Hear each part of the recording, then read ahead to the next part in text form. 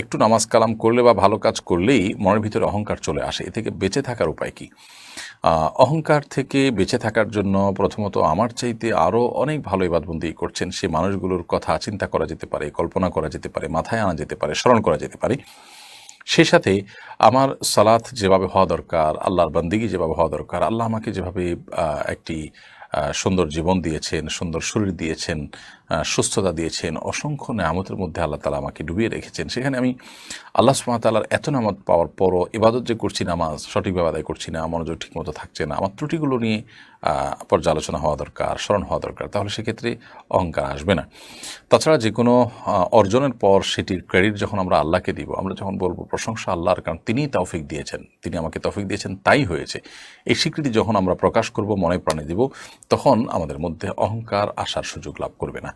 আল্লাহর কাছে পানাহ চাইতে হবে এবং দোয়া পড়া যেতে পারে, আল্লাহুম্মা জাআলনি ফি আইনি